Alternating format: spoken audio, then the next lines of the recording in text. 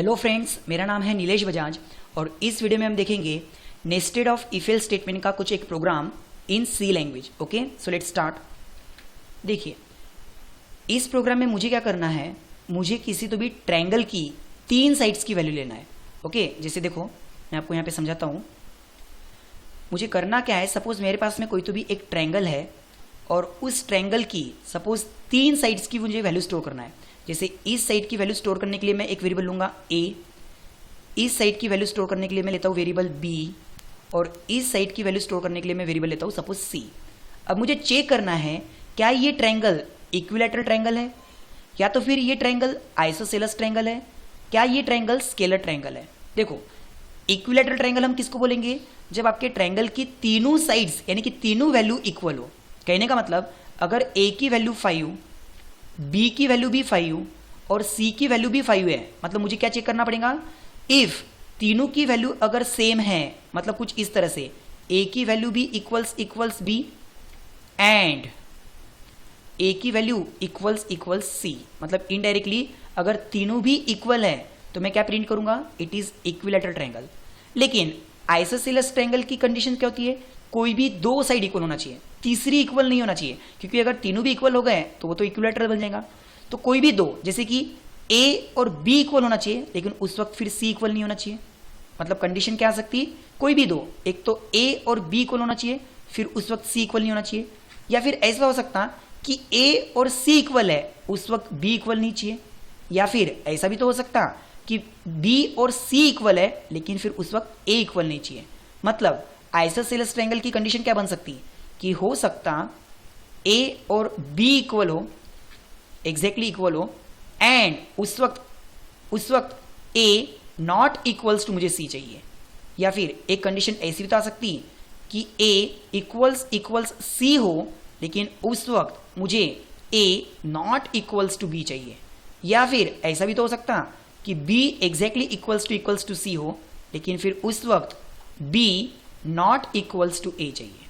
Okay, मतलब equilateral होने के लिए एक ही स्टेटमेंट काफी है कि तीनों इक्वल चाहिए, लेकिन आइसोसेलेस होने के लिए एक तो ये भी हो सकता और ये भी हो सकता और ये भी हो सकता। और स्केलर मतलब कि जब तीनों भी साइड इक्वल ना हो, जैसे फॉर एग्जांपल ये 50 होना चाहिए, या ये 5 होना चाहिए, या ये 500 होना चाहिए, व्हाटएवर जो भी है। तो इफ मतलब हम क्या बोल सकते हैं कि A not equals to B होना चाहिए and A not equals to C होना चाहिए। यहीं पे खत्म नहीं होता कि ठीक है ए ना बी के बराबर है ना सी के बराबर है, लेकिन बी और सी भी तो इक्वल नहीं होना चाहिए। मतलब and B not equals to C, मतलब ना ए और बी इक्वल है, ना ए और सी इक्वल है, और ना ही बी और सी इक्वल है। तो अब हम क्या बोलेंगे, इट इज स्केलर ट्रायंगल। तो यहां पे मुझे क्या क्या चेक करना है, मुझे यूजर से सिर्फ और सिर्फ 3 वैल्यू लेना है और इन 3 वैल्यू को कंपेयर करना है। क्या कंपेयर करना है कि अगर तीनों भी वैल्यू एग्जैक्टली इक्वल है तो इट इज इक्विलैटरल ट्रायंगल। अगर 3 में से कोई तो भी 2 इक्वल है, एक इक्वल नहीं है, और ये 2 इक्वल है, ये 2 इक्वल नहीं है, यानी कि तीसरी इक्वल नहीं है, और ये 2 इक्वल है और ये तीसरी इक्वल नहीं है, तो ऐसे टाइम पे हम उसको क्या बोलेंगे, आइसोसेलेस ट्रायंगल। और अगर एक भी इक्वल नहीं है तो then it is scalar triangle. Okay, तो देखो इसको देखते हैं हम प्रैक्टिकली। यहाँ पे करना क्या है आपको, मैं एक बार फिर से लगे तो इंट्रोडक्शन में समझा देता हूं आपको। देखो, सबसे पहले हम इफ कंडीशन क्या लगाएंगे, इफ कि अगर आपकी a equals to b equals to c, अगर तीनों भी एग्जैक्टली इक्वल है तो फिर एक ही ऑप्शन बचता, that is equilateral triangle.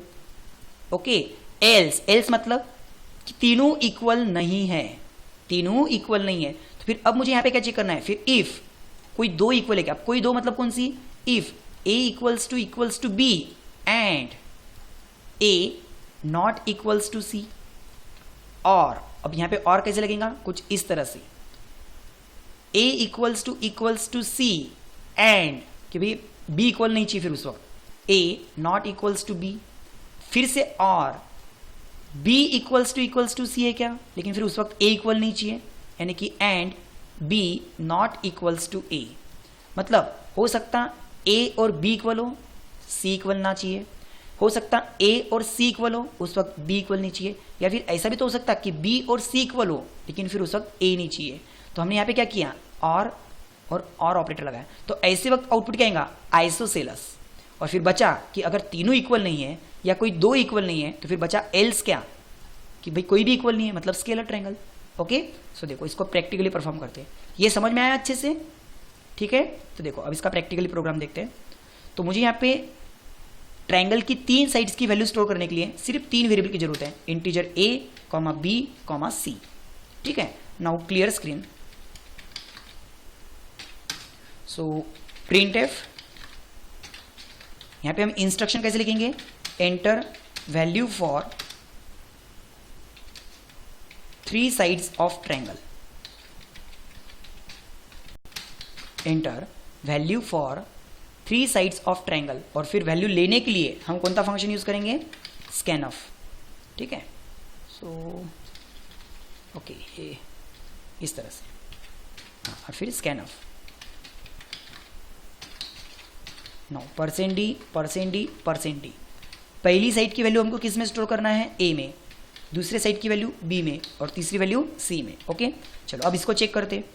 If a equals to B equals to C, अगर तीनों भी इक्वल है, चाहते तो आप इसको ऐसे भी लिख सकते, if a equals to B and a equals to C, अगर ऐसा है तो हम इसको क्या प्रिंट करेंगे, it is equilateral triangle. Okay, so print F, और मैं शॉर्टकट में लिख देता हूं, it is equilateral triangle. Okay, now अब मुझे यहाँ पे क्या करना है, अगर ऐसा नहीं है तो एल्स, अगर तीनों इक्वल नहीं है तो फिर if a equals to b है क्या, लेकिन फिर ऐसे वक्त क्या चाहिए, a not equals to c चाहिए।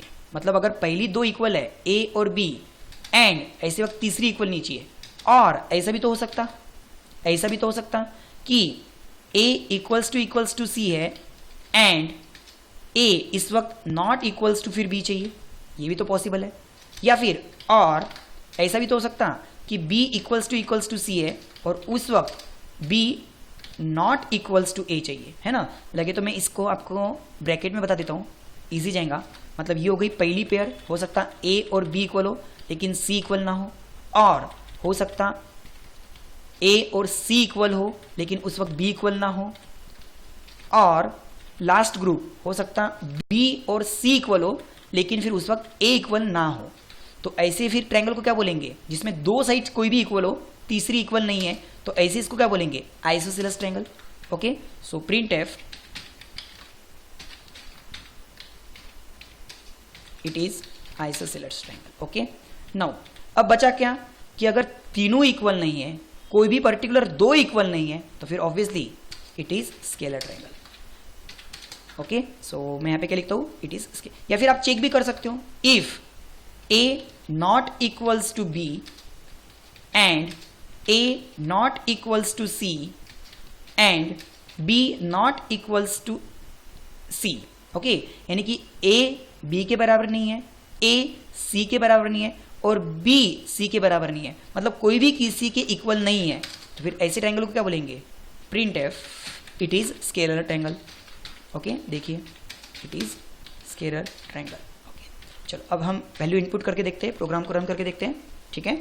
सो यहाँ पे सपोज मैंने वैल्यू डाली 10 10 10, तीनों वैल्यू इक्वल, आउटपुट क्या आएगा, equilateral triangle, it is equilateral triangle. फिर से मैं रन करता हूँ, कोई भी दो वैल्यू इक्वल डालता हूँ, जैसे पहली दो वैल्यू इक्वल डाली लेकिन तीसरी इक्वल नहीं चाहिए, तो ऐसे टाइम पे क्या आएगा output, it is isosceles triangle. फिर से मैं रन करता हूँ और इस बार पहली अलग बाकी की दो इक्वल डालता हूँ, तो क्या आएगा, फिर से अगेन आइसोसेलेस ट्रायंगल।